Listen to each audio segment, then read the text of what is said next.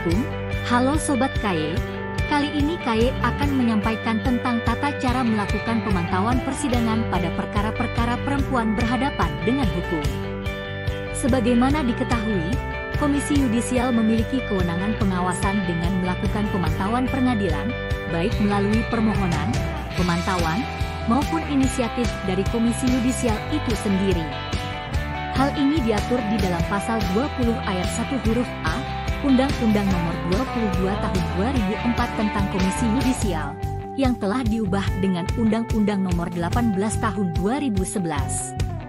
Mengapa penting bagi kita untuk mengetahui tata cara pemantauan persidangan pada perkara perempuan berhadapan dengan hukum, atau disingkat PBH?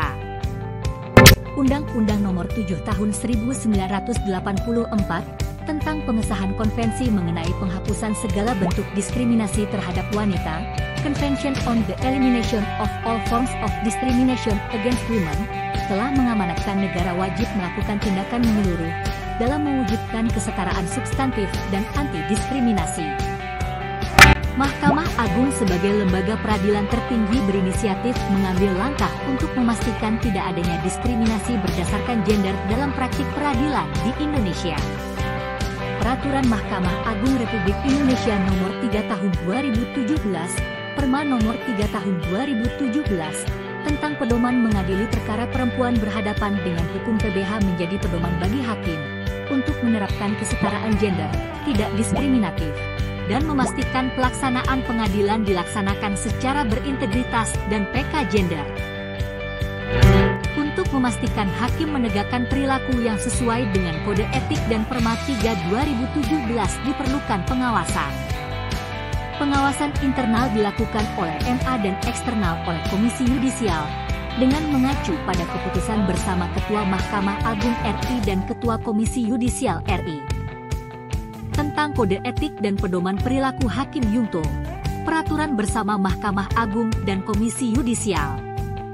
Tentang Panduan Penegakan Kode Etik dan Pedoman Perilaku Hakim. Sebagai bagian dari lembaga negara, Komisi Yudisial mempunyai andil dalam pemenuhan hak PBH, melalui tugasnya untuk melakukan pemantauan dan pengawasan terhadap perilaku hakim dalam mengimplementasikan Perma 3 2017 dan KPPH. Pemantauan terhadap perkara PBH dimaksudkan untuk mengamati hakim dalam menerapkan asas-asas keadilan, non-diskriminasi, dan kesetaraan gender, serta pemenuhan hak PBH sebagai wujud penegakan KPPH. Apa yang dimaksud dengan kesetaraan gender?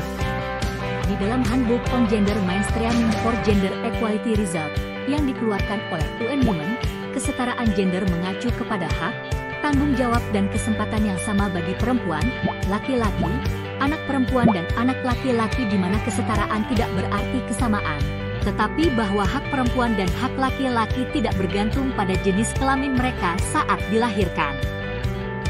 Kesetaraan gender menyiratkan bahwa kepentingan, kebutuhan, dan prioritas semua gender adalah dipertimbangkan, mengakui keberadaan kelompok yang berbeda. Kesetaraan gender bukan hanya milik perempuan tetapi semua jenis kelamin, akan tetapi mengakui bahwa tidak semua kelompok perempuan dan laki-laki adalah kelompok yang homogen. Kesetaraan gender ditempatkan sebagai aspek yang sangat penting dalam tujuan pembangunan berkelanjutan, Sustainable Development Goals atau SDGs, di tujuan 5 yaitu mencapai kesetaraan gender dan memberdayakan semua perempuan dan anak perempuan. Tujuan 5 banyak menekankan pada usaha-usaha menghilangkan diskriminasi terhadap perempuan dan aspek pemberdayaan perempuan. Standar hakim menangani perkara perempuan berhadapan dengan hukum PBH. Hakim yang bisa bersifat adil dan menjaga perilakunya akan menjamin proses fair dan trial dalam persidangan. Kode Etik dan Pedoman Perilaku Hakim yang ditetapkan pada tanggal 8 April 2009 menjadi panduan keutamaan moral hakim, baik dalam tugas profesinya maupun dalam hubungan kemasyarakatan di luar kedinasan. Kode Etik dan Pedoman Perilaku Hakim yang ditetapkan bersama melalui surat keputusan bersama Ketua Mahkamah Agung RI dan Komisi Yudisial RI. Prinsip-prinsip dasar Kode Etik dan Pedoman Perilaku Hakim diimplementasikan ke dalam 10 aturan perilaku sebagai berikut. Berperilaku adil, berperilaku jujur, berperilaku arif dan bijaksana, bersikap mandiri, berintegritas tinggi, bertanggung jawab, menjunjung tinggi harga diri, berdisiplin tinggi, berperilaku rendah hati, bersikap profesional. Asas-asas hakim dalam mengadili perkara perempuan berhadapan dengan hukum Perma, nomor 3 tahun 2017 yaitu penghargaan atas harkat dan martabat manusia, non-diskriminasi, kesetaraan gender, persamaan di depan hukum, keadilan, kemanfaatan dan kepastian hukum. Tata cara permohonan pemantauan.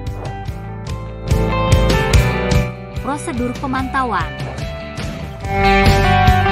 Pelaksanaan pemantauan.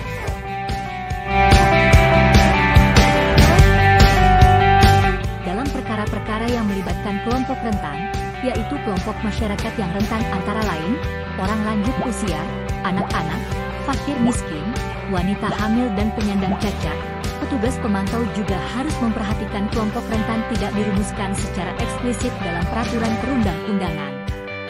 Pasal 5 ayat 3 Undang-Undang Nomor 39 Tahun 1999 yang menyatakan bahwa setiap orang yang termasuk kelompok masyarakat yang rentan berhak memperoleh perlakuan dan perlindungan lebih berkenan dengan kekhususannya. Dalam penjelasan pasal disebutkan bahwa yang dimaksud dengan kelompok masyarakat yang rentan antara lain adalah orang lanjut usia, anak-anak, fakir miskin, wanita hamil dan penyandang cacat. Penanganan lanjutan hasil pemantauan. Masyarakat dapat mengajukan permohonan pemantauan melalui email pengaduan@komisiudisial.go.id dan dapat menghubungi nomor kontak 0213190386 atau 3902. Waalaikumsalam, salam semangat Sobat KY.